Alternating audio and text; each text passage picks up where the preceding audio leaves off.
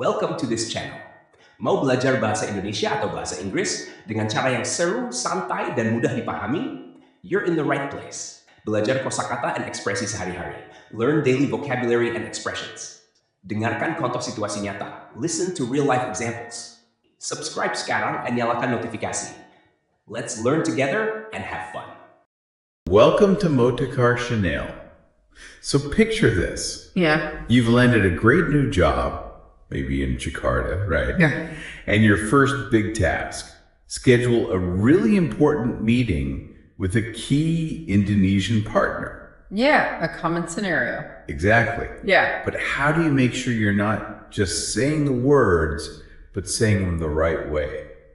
You know, to earn respect and really make it work. That's the key question. Well, today we're doing a deep dive into just that. The whole art of scheduling an important Indonesian meeting. Mm-hmm. And our source material for this is, it's actually a really practical lesson note. Beginner S1 #17. Okay. It breaks down a genuine dialogue, gives you the essential vocabulary, and really focuses on the grammar you need. So our mission today is basically to give you a shortcut. A shortcut, I like that. Yeah, a shortcut to understanding that formal Indonesian communication you need in business. We want you to go what to say, sure, but maybe more importantly, how to say it politely, effectively. Right, that politeness factor. Crucial, and especially for those of you learning Indonesian, we're really going to load up on practical English Indonesian examples. Make it super useful. Okay, great. So let's dive in with this scenario. We're looking at this core dialogue, right? Between a manager, Mr. Joko, and his assistant, Lisa. That's the one. And you're saying this isn't just a script to memorize? No, definitely not. Think of it more like a blueprint. It shows you how to build trust, how to handle those everyday business moments in Indonesian. We'll go line by line, Indonesian and English. So we can hear the flow. Exactly. Hear the flow, pick up the nuances, those little signals of respect. It's like a mini masterclass in using the language practically. Got it. All right. Line 1. Mr. Joko kicks things off. He says, Lisa, tolong tahan semua panggilan untukku karena saya ada rapat dengan agen kita pukul 9. Which translates to, Lisa, please hold all calls for me since I'll have a meeting with our agents at 9, and right away you notice Tolong. Tolong, please. Yeah, it's that polite request marker. Sets a respectful tone immediately. And you also get rapat meeting and agent. Very standard business words. Sets the stage nicely. Then Lisa responds very efficiently. Baik Pak, kita mendapat pesan dari Singapura. Bapak Zhang ingin mengadakan pertemuan minggu depan. And in English. Will do, sir. We got a message from Singapore. Mr. Zhang asked to have a meeting next week. Now, baik Pak, that's classic polite Indonesian. Will do, sir. Or okay, sir. Exactly. Common, respectful, yes. And here we see pesan for message and also pertemuan, which is another word for meeting. Shows you there's variety. Good point. Okay, next, Mr. Joko gives an instruction. Tolong periksa jadwal kerjaku dan buat konsep balasan surat untuk Bapak Zhang.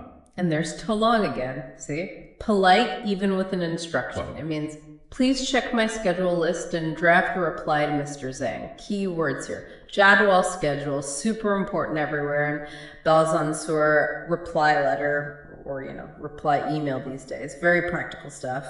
Definitely. And Lisa, showing she's on the ball, replies, Dari jadwal kerja Rabu pagi waktu yang masih kosong. Meaning, from the schedule list, Wednesday morning is the only vacant time. That phrase, waktu yang masih kosong. Vacant time. Yeah, the time that is still empty. Yeah. It's really useful for saying when you are available or maybe when you're not. It's direct, but still polite. Nice phrase to have. Then Mr. Joko wraps up his instructions. Segera atur pertemuan dan siapkan agenda untuk minggu depan. That's cantos. Then arrange the meeting and prepare the agenda for next week. And here we get the verb siapkan. To prepare. Right.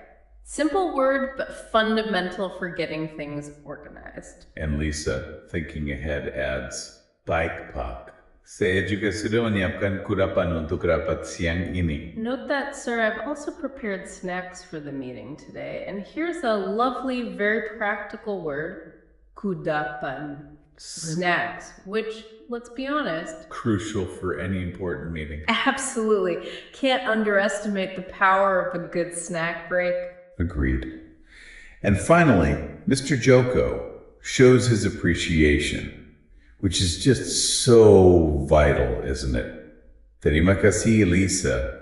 Saya sangat menghargai bantuanmu. Thank you, Lisa. I really appreciate your help. So, menghargai is to appreciate, and bantuan is help.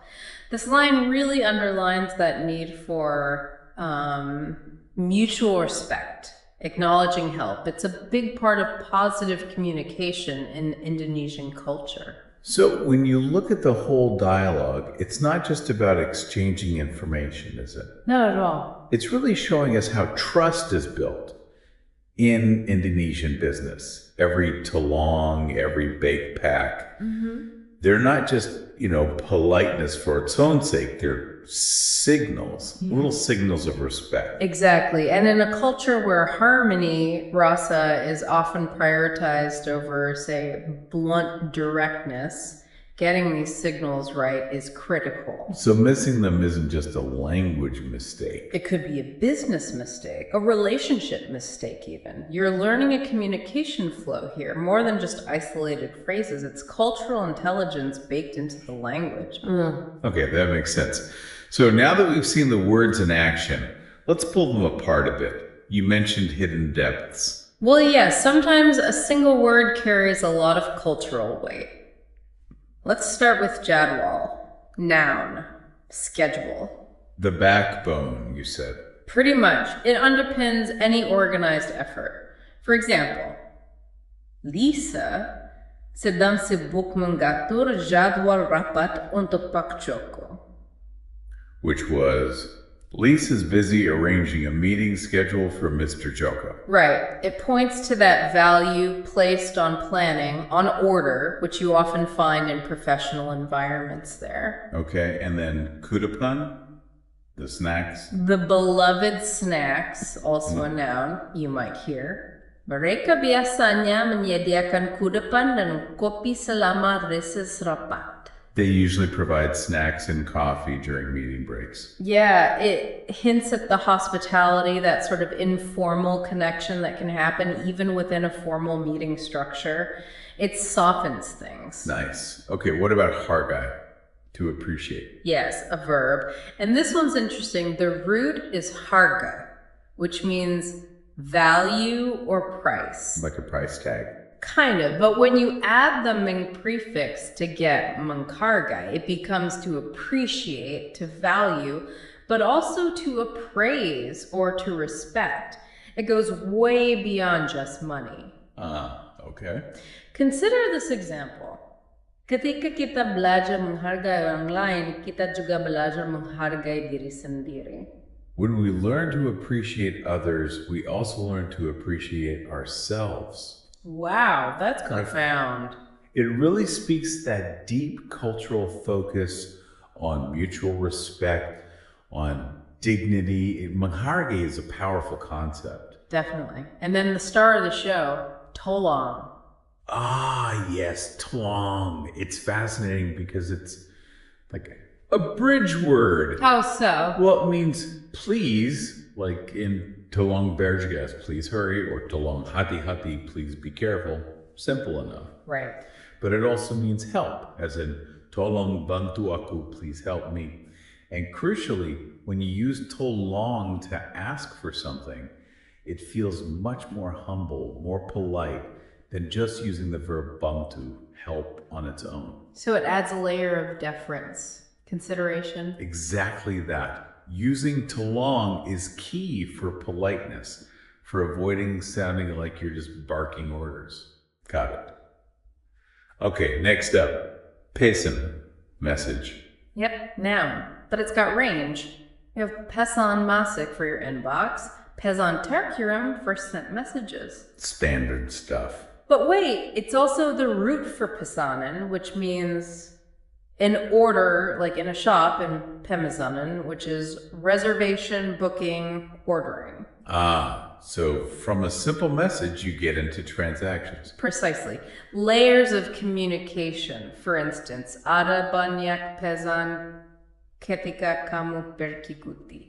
There were many messages when you took the leave of absence. Makes sense. So much packed into one little word. Seems like it. Okay, Auden, agent. Noun. Pretty straightforward loan word, actually. Example? Kami akan membutuhkan banyak agen penjualan untuk tugas itu. We will need many marketing agents for that task. Seems to highlight collaboration. It often does, yeah. Business there often involves networks of agents or representatives. And the last one from our list. Siapkan. Verb. To prepare. Simple but essential. Absolutely. Fundamental for getting anything done smoothly. Prepare the room, prepare the documents, prepare the snacks. Don't forget the snacks. Okay, so we've got the words. But how do we actually use them effectively? Especially when giving instructions politely. Right. That's where the grammar spotlight comes in. Our source lesson really focuses on how to use Tolong to phrase polite orders, essential for business settings. We've touched on Tolong a lot, but this is about structure now. Exactly. We've talked before about offering help, maybe asking informally, but this is about polite orders. How do you ask someone to do something, maybe someone who works for you, with the right level of respect, especially in an office or during a formal event? Maintaining harmony even when giving directions. You got it. So the first model is the most common. Tolong plus verb. Please plus verb. Simple. Pretty much. And a useful tip for you learners, the verb here can be just the basic root word, or it can have the suffix can added. Either way works for this polite request. It's flexible. Okay. Can we see some examples from the lesson? Sure, like, tolong ambilkan laporan tahunan perusahaan kita. Please give me our annual report, or please fetch. Yeah, fetch or get works too. Or how about tolong siapkan ruangan untuk rapat? Please prepare a room for the meeting. We saw that one. Tolong bacakan hasil risalah rapat, yeah? Please read the minutes of the meeting. Notice how the tolong just softens it. It's not a demand. Precisely. And just to lock it in, think of examples like tolong hapuskan data yang tidak sah. Please erase the invalid data. Or tolong tampilkan grafik kinerja kita. Please show us our performance graph. Direct, clear, but crucially polite. Very effective. Now, there's a second way, which adds maybe an extra layer of humility. It's the pattern. Tolong bantu plus object plus verb. Okay, so tolong, please, plus bantu, help, then who you're asking, then the verb. Right, it translates roughly as, please help someone to do something. It sounds a bit more like, would you mind helping me them with this? Very differential. Gotcha. Examples. From the source. Tolong bantu aku menyelesaikan laporan ini. Please help me to finish this report. Tolong bantu bendahara kita menyusun laporan laba rugi. Please help our treasurer to prepare the income statement. One more.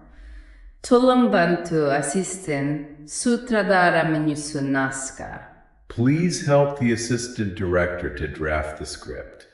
And quick summaries for this model could be, tolong bantu dia menyelesaikan tugasnya. Please help her to finish her task. Or even something more every day.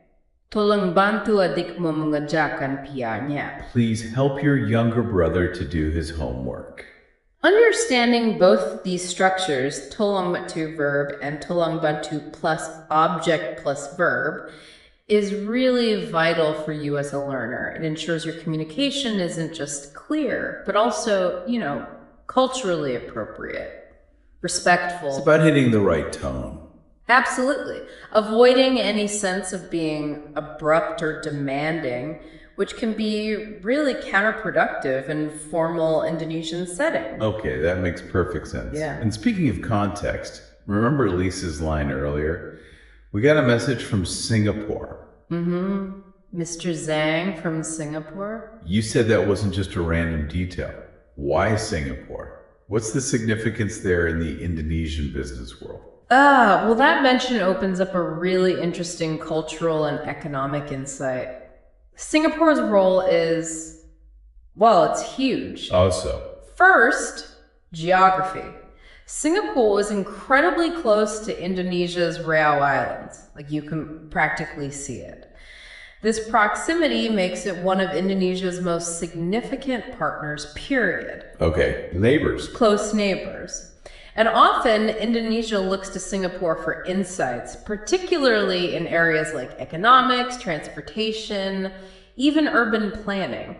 Singapore is often seen as a kind of model. It's amazing, really, considering Singapore's size. It's tiny. It is, just 715 square kilometers. Which you said is only slightly bigger than Jakarta itself. That's right. Jakarta is around 661 square kilometers.